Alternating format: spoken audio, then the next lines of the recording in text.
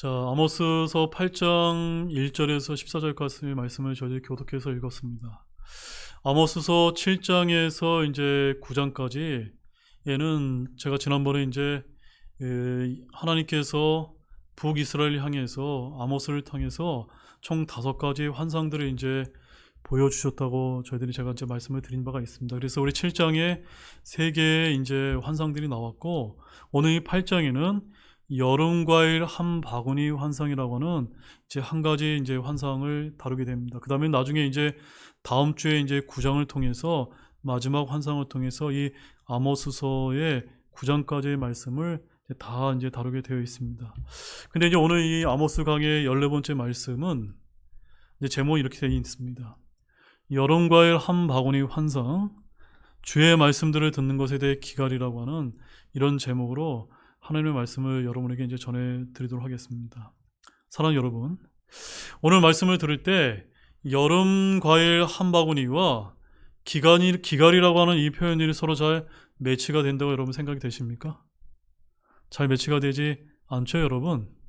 바로 본문 1절의 여름 과일 한 바구니는 뭔가 열매가 풍성함을 보여주는 반면에 11절에 나와 있는 이 주의 말씀들을 듣는 것에 대한 기갈이라고 하는 매우 상반된 설명이 나오고 있는 것을 우리가 볼 수가 있습니다. 왜 이렇게 대비되는 두 가지를 들어서 환상을 이제 보여주고 계신 것일까요? 우리가 이것에 초점을 맞추다 보면은 오늘 이 8장을 통해서 주님께서 의도하신 바를 저와 여러분들이 알 수가 있을 것입니다. 사실 아모스 8장은 아모스가 본 4번째 환상으로 여름과일 바구니의 환상을 통해 마지막 날에 이 세상에 닥친 영적 기근과 갈증에 대해 주께서 보여주신 그런 말씀이 됩니다. 여름과일 바구니를 봤다면 상식적으로 열매가 풍성하고 먹거리가 넘치는 풍성함에 관한 것이 일반적인데, 본문은 그와는 반대로 기근과 갈증이 넘쳐나고 있다는 점입니다. 온 땅에 닥친 기근과 갈증이 바로 마지막 날들의 특징이기 때문입니다. 이렇게 아모스 8장은 특이하게도 빵의 부족, 물의 부족을 다루는 것이 아니라 무엇을 다루고 있습니까? 이 세상에 임할 영적인 기근과 영적인 갈증을 다루고 있다는 점입니다. 그래서 본문 11절에서는 어떻게 표현하고 있습니까? 하반절을 보게 되면 그것은 빵으로 인한 기근도 아니요 물로 인한 갈증도 아니며 주의 말씀들을 듣는 것에 대한 기갈이니라. 여러분, 기갈이 뭡니까? 목마름이고 또 배고픔이 아닙니까? 사랑하는 여러분, 오늘 전체 말씀을 제가 다 이제 다뤄보기에 앞서서 1절과 11절을 여러분이 읽으면서 뭔가가 여러분 느껴지지 않습니까? 오늘 핵심 주제가 여러분 느껴지지 않습니까? 지금 우리가 살고 있는 이 시대는 마치 여름과의 한 바구니 환상처럼 무언가 배고픔을 느끼지 못할 정도의 풍요가 넘치는 그런 넘치는 시대를 저희들이 살고 있지 않습니까? 맞습니까, 여러분? 정말로 과거에는 누려보지 못한 물질적인 풍요를 저와 여러분들이 만끽하고 있지 않습니까? 그런데 뭔가 영적으로는 어떻습니까? 영적으로는 늘 배고프지 않습니까? 또한 영적으로는 항상 목마르지 않습니까? 오늘 한국교회를 바라보면 너무나 많은 교회들이 있고 화려한 건물과 멋진 예배당의 모습을 통해 마치 여름과일 한 바구니의 모습과도 같다는 점입니다. 그러나 내부를 깊숙이 들여다보면 어떻습니까, 여러분? 거기서 온전한 주의 말씀들을 들을 만한 교회가 없어서 목말라하고 배고파하는 그런 성도들이 얼마나 많은지 모릅니다. 맞습니까, 여러분? 여러분도 다 그런 분들이기 때문에 우리에게 나오고 계신 것이 아닙니까? 바로 아모스 시대 북이스라엘의 영적 상황이 바로 오늘날 우리 시대의 교회의 모습과도 너무나 유사해서 정말로 놀랍지 않습니까? 이것을 여러분들이 잘 기억하시면서 과연 이 아모스서 8장을 통해서 왜 여름과의 한 바구니 환상을 보여주고 계시고 바로 주님께서 주의 말씀들에 대한 기갈을 말씀하고 있는지, 바로 어떤 말씀을 하고 계신지를 오늘 이 말씀을 통해서 여러분들이 깊이 깨닫는 은혜로운 시간이 되시기를 원합니다. 자, 그럼 본문 말씀을 보겠습니다. 1절입니다. 주 하나님께서 이같이 내게 보이셨느니라. 보라, 여름과일 한 바구니이라. 지금 주 하나님께서 아모스에게 7장에서 메뚜기, 불, 다름줄에 대한 환상을 차례로 이제 보여준 다음에 여기 8장에서는 어떤 환상을 보여주고 계십니까? 여름과의 한바구니라고 하는 네 번째 환상을 지금 보여주고 계시다는 점입니다.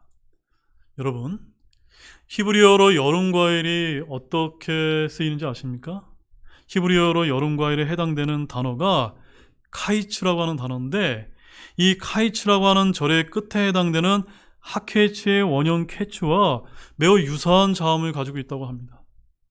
이는 동일하거나 유사한 발음을 갖는 다른 의미의 단어를 사용하여 어떤 내용을 간접적으로 전달하는 일종의 언어 유희라고 합니다. 더군다나 여름 과일은 팔레스타인 지역에서는 마지막으로 수확하는 작물이라고 합니다. 따라서 이는 심판의 임박성을 강조한다라고 이렇게 이제 볼 수가 있는 것입니다.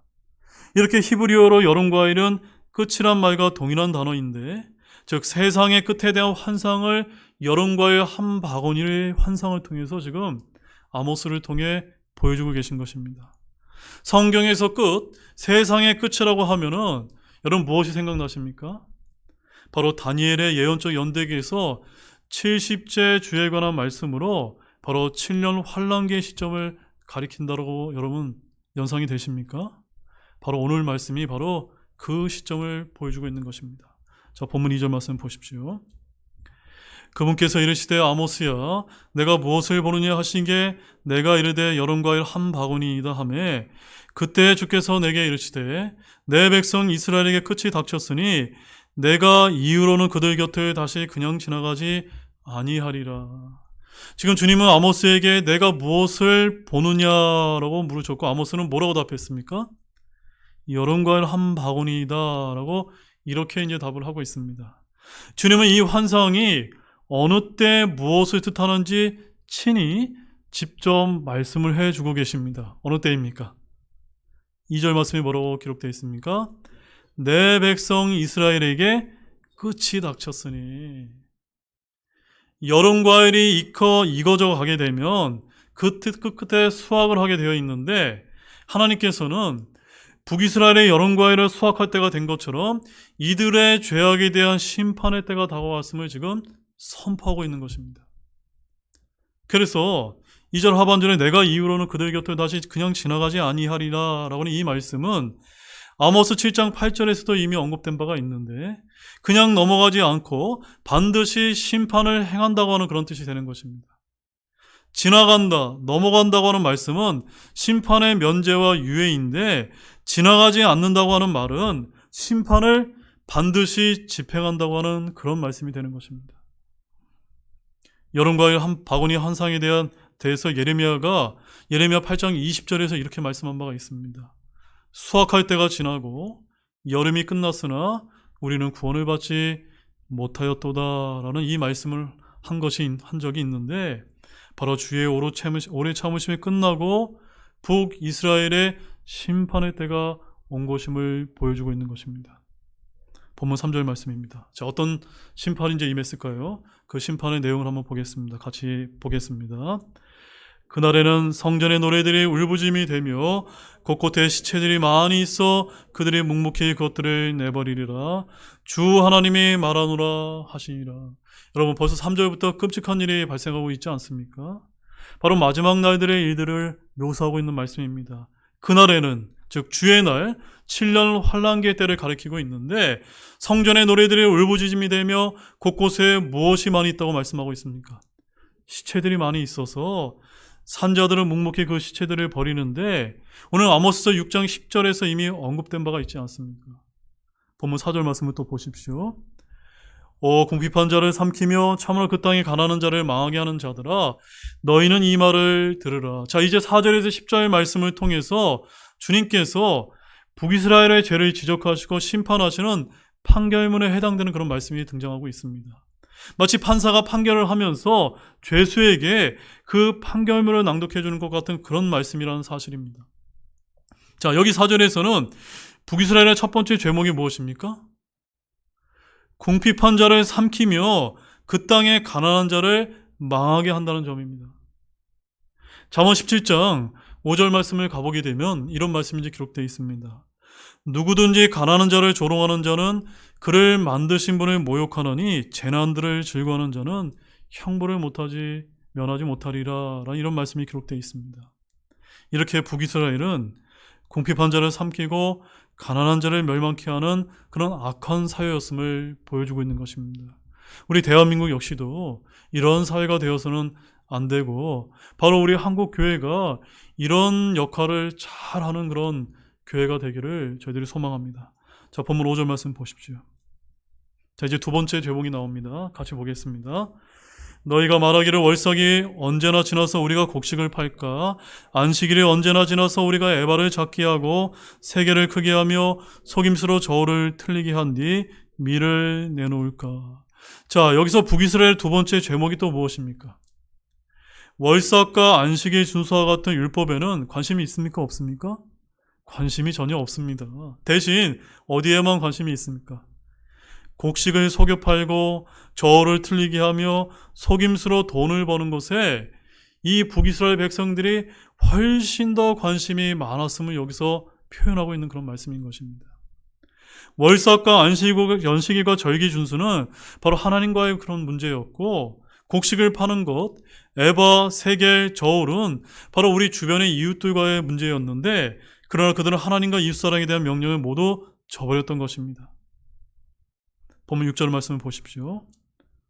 또 우리가 은으로 가난한 자를 사고 신 한 켤레로 궁핍한 자를 사며 참으로 밀 찌꺼기를 팔까 하는도다. 자, 이제 북이스라엘의 세 번째 제목이 이제 언급이 되고 있습니다. 여기서 은으로 가난한 자를 사고라고 하는 말은 무슨 뜻일까요, 여러분? 은으로 가난한 자를 사고, 바로 가난한 자를 돕고 그들을 세워주는 것이 아니라 어떻게 하는 겁니까? 빼앗고 약탈하고 속여서 종으로 만들고 노예로 만들어버린다고는 그런 말씀이 되는 것입니다. 또한 신한 켤레로 궁핍한 자를 사며라는 말씀도 그들을 통해 값싼 노동력을 착취하는 것을 뜻하는 말씀입니다. 또한 참으로 밀찌꺼기를 팔까라고 하는 이 말은 이들이 밀을 팔지 않고 밀에다 뭘 섞어서 판 것입니까? 찌꺼기를 섞어서 팔아버리는 것을 뜻하는 것입니다. 여러분, 요즘 이제 장사하는 분들 가운데서도 이렇게 속임수로 물건을 팔고 이득을 취하는 사례가 많지 않습니까? 특별히 우리 크리스찬들이 혹시 사업을 하는 분들 가운데 이렇게 해서는 안 될 줄로 믿으시기 바랍니다. 본문 7절 말씀 보십시오. 주께서 야곱의 뛰어남을 두고 맹세하시되 반드시 내가 그들의 행위 중 어느 것도 결코 잊지 아니하리라 하셨나니. 지금 4절에서 6절 말씀을 통해서 주님께서 이 북이스라엘의 세 가지 큰 죄악들을 이제 열거하신 다음에 7절에서는 야곱의 뛰어남이라고 하는 이런 표현을 하고 계십니다. 여러분, 야곱의 뛰어남이 뭘까요? 야곱의 뛰어남은 시편 47편 4절 말씀에 가보면 주님의 상속 재산이라는 표현이 있고, 아모스 6장 8절에는 이스라엘의 궁궐이라고 하는 표현이 있고, 또한 나홈서 2장 2절 말씀에 가보게 되면 예루살렘의 성전이라는 이런 표현이 나옵니다. 바로 북이스라엘에 자랑하는 것이 무엇이었습니까? 그들의 땅과 궁궐과 성전이었음을 말하는 것입니다. 근데 주님은 이런 것들이 모두 어떻게 될 거라고 말씀하고 있는 것입니까? 그런 그들이 자랑하는 모든 것들이 멸해질 것이라고 지금 경고하고 계신 것입니다. 그래서 반드시 내가 그들의 행위 중 어느 것도 결코 잊지 아니하리라 라는 이것은 바로 심판의 선포를 말하는 것입니다. 주님께서는 북이스라엘에 행하는 불법과 불의와 죄를 다 기록하고 계시며 그것을 절대로 잊지 아니하심을 여러분 기억하시길 바랍니다. 본문 8절 말씀 보십시오. 이것으로 인하여 그 땅이 떨지 아니하겠으며 그 안에 거하는 모든 자가 애곡하지 아니하겠느냐. 그 땅이 홍수같이 전부 솟아올랐다가 이집트의 홍수에 의해 밀려나는 것 같이 밀려나서 물에 잠기리라. 그들의 죄악들을 잊지 아니하실 뿐만 아니라 이제 8절부터는 하나님께서 친히 심판을 집행하시는 말씀을 이제 보여주고 계십니다. 이제 주님은 이들의 죄들에 대한 4가지 재앙을 내리시는데 여기서 첫 번째 재앙이 무엇입니까? 그 땅이 떤다는 것인데 그 땅이 떠는 거 뭡니까? 지진을 뜻하는 것입니다. 이것이 첫 번째 재앙인데 그 안에 가는 모든 사람은 애곡하는데 인명이나 재산 피해가 너무나 막심하기 때문입니다. 지진이 얼마나 큰지 8절에 뭐라고 표현하고 있습니까? 그 땅에 홍수가 같이 전부 솟아올랐다가 이집트의 홍수에 밀려나는 것 같이 된다라고 이렇게 하실 정도로 그 지진이 너무너무나 컸다라고 이제 표현을 하고 있습니다. 그런데 이런 지진에 대해서 우리는 요한계시록에서도 상세하게 이제 발견할 수가 있는데 바로 언제 그 말씀을 우리가 볼 수가 있습니까? 자, 우리 6번째 봉인이 열릴 때 땅에 큰 지진이 있는데 우리 요한계시록 6장 12절 말씀을 한번 가보시도록 하겠습니다. 자, 이 아모스서 이 8장에는 바로 여름과일 한 바구니 환상은 마지막 때에 일어날 일들에 대한 이제 계시의 말씀이라고 제가 알려드렸습니다. 바로 요한계시록 말씀과 짝을 이루는 말씀이라는 점입니다. 요한계시록 6장 12절 말씀입니다. 함께 읽겠습니다. 그분께서 6째 봉인을 여신 뒤에 내가 보니 보라 큰 지진이 나며 또 해는 머리털로 짠 상복같이 검게 되고 달은 피같이 되며 바로 7년 환란기 때 큰 지진의 재앙이 있을 것임을 보여주고 있는 것입니다. 땅에서 죽임을 당한 두 증인이 하늘로 올라갈 때도 땅에 큰 지진이 나서 그 도시의 10분의 1이 무너지고 그 지진으로 사람들의 7,000명이 죽게 된다라고 계시록 11장 13절에 기록이 되어 있고 7째 천사가 공중에 자기 병을 쏟아부을 때 큰 지진이 역시 있게 될 텐데 그 지진이 얼마나 큰지 사람들이 땅에 있은 이후로 그와 같은 것이 없을 정도의 강력하고 큰 지진이 마지막 7년 환란기 때 있을 것이라고 대언이 되어 있습니다. 그 말씀도 보겠습니다. 요한계시록 16장 18절 말씀입니다. 요한계시록 16장 18절 말씀 같이 또한 읽겠습니다. 음성들과 천둥들과 번개들이 있었으며 또 큰 지진이 있었는데 지진이 얼마나 강력하고 얼마나 큰지 사람들이 땅 위에 존재한 이래로 그와 같은 것이 없었더라. 그와 같은 것이 없을 정도의 큰 지진이 마지막 때에 임하게 될 것이라고 강력하게 경고하고 계신 것입니다. 아모스는 지금 마지막 날들 세상 끝에 있을 일들에 대한 주의 말씀을 지금 이 여름과의 한 바구니 환상을 통해서 듣고 있는 것입니다. 자, 본문 9절 말씀을 좀 보시겠습니다. 같이 보겠습니다.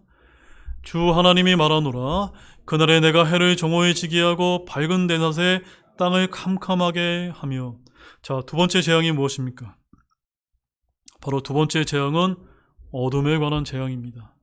바로 그날에 라고 하면 이 역시 7년 환란기를 언급하는데 지금 본문은 일식이나 월식 전도를 말하는 것이 아니란 점입니다. 바로 이 일을 우리 주님께서 말씀하신 바가 있는데 여러분 마태복음 24장 29절 말씀을 한번 가보시기 바랍니다. 주님께서 친히 이 마지막 때에 일어날 재앙에 대해서 이제 말씀하신 바가 있는데 바로 이 9절 말씀이 어떤 재앙을 말하고 있는지 주님의 말씀을 통해서 한번 더 자세히 한번 보도록 하겠습니다. 함께 읽어보도록 하겠습니다. 그 날들의 환란 뒤에 즉시 해가 어두워지고 달이 자기 빛을 내지 아니하며 별들이 하늘에서 떨어지고 하늘들의 권능들이 흔들릴 것이며. 바로 이 말씀과 지금 본문 9절 말씀의 어둠의 재앙이 연결되고 있는 것입니다. 바로 주의 날은 빛이 없는 어둠이요 어둠의 날들이 되는데 바로 요엘서 2장 30절에서 31절 말씀에도 동일한 말씀이 이제 언급이 되고 있는 것입니다. 자, 본문 10절 말씀을 보겠습니다. 이제 어떤 재앙이 나오는지 세 번째 재앙을 보도록 하겠습니다. 너희의 명절들을 애곡으로 너희의 모든 노래를 애가로 변하게 하고 모든 허리에 굵은 배를 두르게 하며 모든 사람의 머리를 대머리가 되게 하고 그 일을 외아들로 인한 애곡 같게 하며 그 일의 끝을 쓰라린 날과 같게 하리라. 자, 세 번째 재앙은 무엇이냐면 바로 장례식과 포로로 사로잡혀가는 그런 모습을 보여주고 있는 것입니다. 곳곳에 죽음이 너무 많아서 명절들은 애곡이 되고 모든 노래는 애가로 이제 변하고 있는 것입니다. 좋은 옷을 입지 못하고 굵은 배를 두른다는 것은 바로 장례식 때 입을 상복을 이제 뜻하는 것입니다. 또 모든 사람의 머리를 대머리가 되게 하고라는 말씀은 평소 유대인들에게 금지된 일인데 율법은 누군가가 죽었다고 해서 머리를 대머리로 만들지 말고 수염 끝을 깎지 말고 살을 베지 말라라고 레위기 21장 5절에서 이렇게 기록을 하고 있습니다. 근데 대머리가 된다는 것은 극심한 슬픔을 당했거나 포로가 되는 것을 뜻하는 말씀입니다. 예레미야 48장 47절 말씀 한번 가보실까요? 예레미야 48장 37절 말씀에 가보게 되면 여기 대머리가 되는 것에 대한 말씀이 기록되어 있습니다. 예레미야 48장 37절 말씀, 우리 한 목소리 한번 같이 읽어보겠습니다. 모든 사람의 머리가 대머리가 되며 모든 사람의 수염이 깎이리니 모든 사람의 손에 베인 상처가 있고 허리는 굵은 배로 돌리리라. 자, 이제 정확하게 여러분 이제 이 말씀이 이해가 되셨습니까? 바로 성경에서 대머리가 되게 할지어다라고 하는 이 말씀은 바로 포로로 사로잡혀 간다고 하는 그런 이제 뜻이 되는 것입니다. 바로 북이스라엘과 남유다는 모두 참혹한 전쟁을 겪고 산자들은 포로로 잡혀가게 되는데 그 슬픔이 외아들이 죽은 애국과 같고 쓰라린 날과 같기 때문임을 우리가 알 필요가 있는 것입니다. 자, 본문 11절 말씀을 보십시오. 이제 오늘 우리가 살펴볼 중심구절이 나옵니다. 같이 읽어보도록 하겠습니다. 주 하나님이 말하노라. 보라, 날들이 오리니 내가 그 땅에 기근을 보내리라. 그것은 빵으로 인한 기근도 아니요 물로 인한 갈증도 아니며 주의 말씀들을 듣는 것에 대한 기갈이니라. 자, 먼저 주 하나님께서 보라, 날들이 이르리니 라고 하시니 날들은 언제를 가리키는 것입니까? 바로 마지막 날들을 가리키는데 바로 지금 우리가 살고 있는 시대요 앞으로 오게 될 7년 환란기, 즉 주의 날을 직접 언급하고 있는 말씀인 것입니다. 근데 주님은 보라, 날들이 이르리니 내가 그 땅에 무엇을 보내겠다고 말씀을 하고 계십니까? 기근을 이제 보내겠다고 말씀을 하고 계십니다. 젖과 꿀이 흐르던 땅, 모든 것이 넉넉하여 좋은 땅이었던 이스라엘의 땅에 비가 내리지 않고 땅은 급격히 사막화가 진행이 되었다는 점입니다. 주님이 비를 내려주지 않음으로 말미암아 그 땅은 완전히 광하여 사막으로 변해버린 것입니다.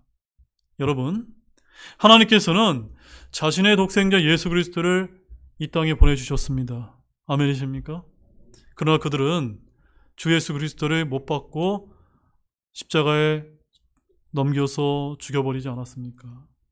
바로 요한복음 6장 33절 말씀에서 생명의 빵이요 하늘에서 내려온 빵이신 예수 그리스도를 거절했을 때 그 땅에는 바로 기근이 임했던 것입니다. 그 땅에는 복음도 없고 교회도 없어져 버렸습니다. 믿는 자들이 모두 흩어져 버렸기 때문입니다. 유대인들이 그 땅에 회당에서 아무리 율법을 외우고 영적 기근과 갈증은 결코 해결되지 않는 것입니다. 율법에 따라 유대인들이 안식일과 절기지수와 음식규례와 성전 예배를 드려도 그들의 영적 갈증은 점점 더 심해질 뿐이라는 사실을 우리가 알고 있지 않습니까? 다시 11절 말씀을 보십시오. 이 기갈이 어떤 기갈입니까? 그것은 빵으로 인한 기근도 아니요 물로 인한 갈증도 아니며 뭐에 대한 기갈입니까? 주의 말씀들을 듣는 것에 대한 기갈이니라 라고 이렇게 주님께서 친히 말씀해 주셨던 것입니다.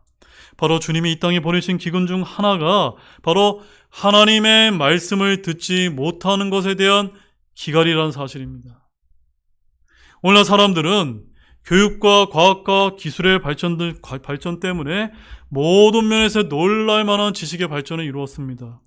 하지만 막상 그들은 주의 말씀들을 듣는 것에 대한 기갈만이 있을 뿐입니다. 유대 땅에서는 유대인들이 주를 거부했기 때문에 생긴 현상이라면 우리 이방 땅에는 주의 말씀들을 불신함으로 인해서 기근이 들었다는 것을 저와 여러분들이 알아야만 됩니다. 오늘날 교회들이 참으로 많이 있습니다.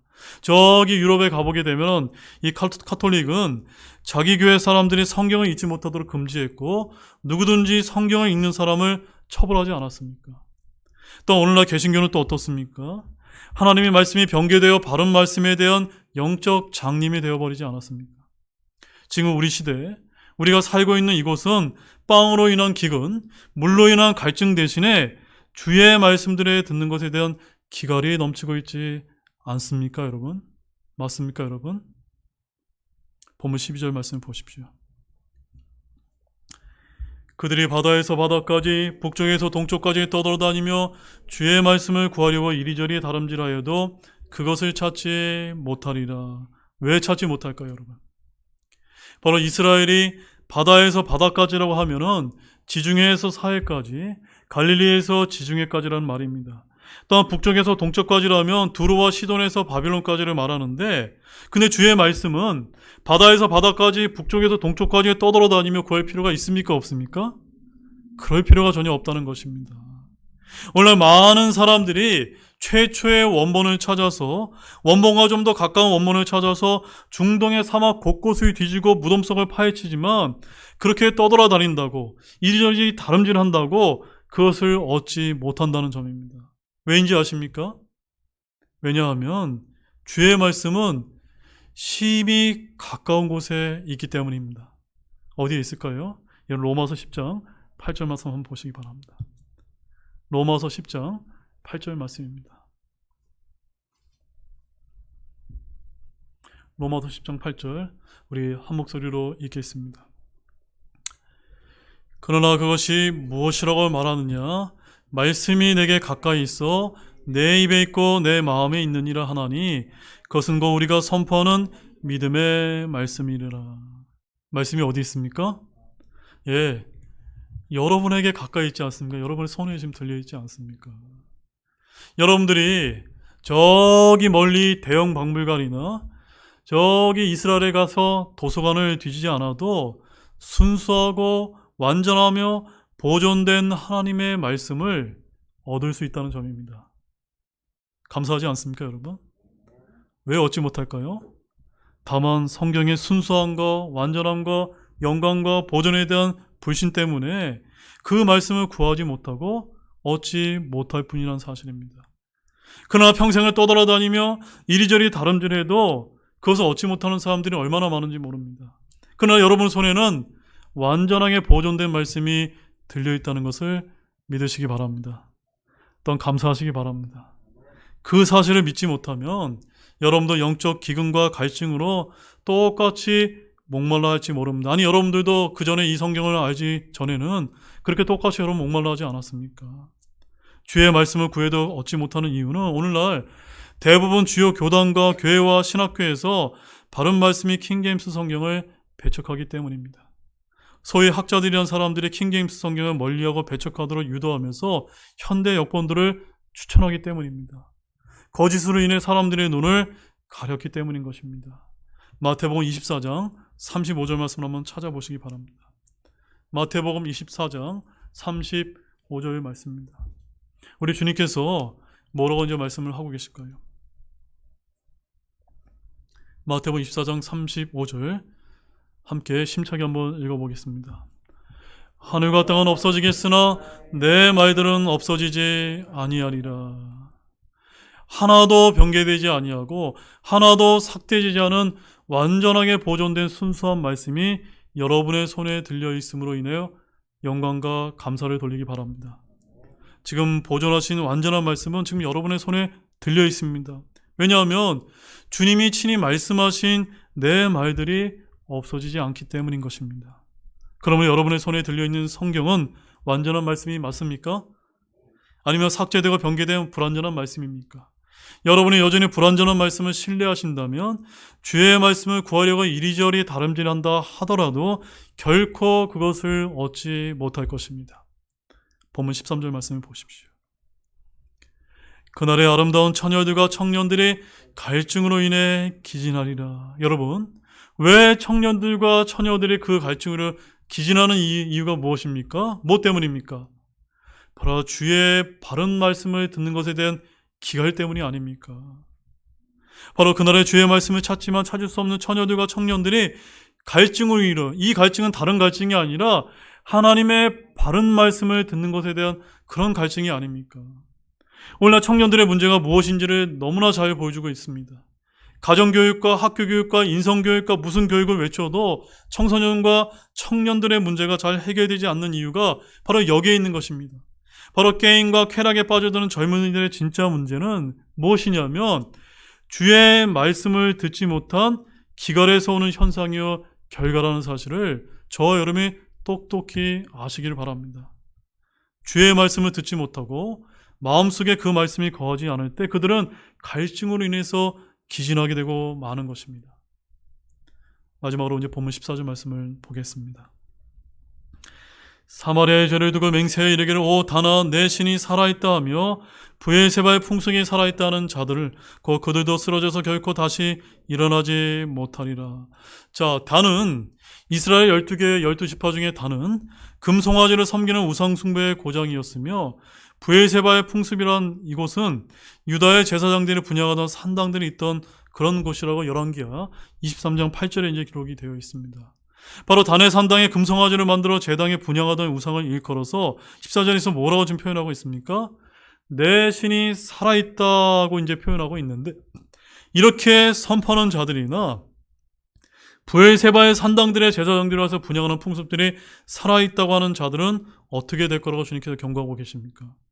쓰러져서 결코 다시 일어나지 못하게 될 것이다 라고 주님께서 친히 경고하고 계신 것입니다.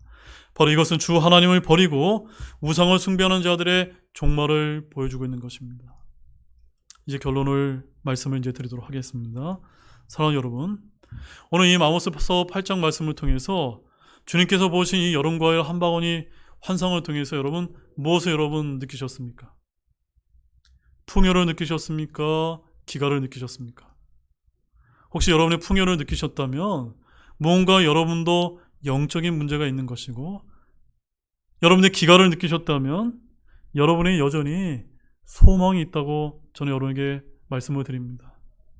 물론 이 세상은 여러분과의 한 방울이 환상처럼 완전히 주의 말씀을 듣는 것에 대한 기갈로 인해서 주님께서 이 땅에 오실 수밖에 없는 마지막 날들이 분명하게 임하게 될 것입니다.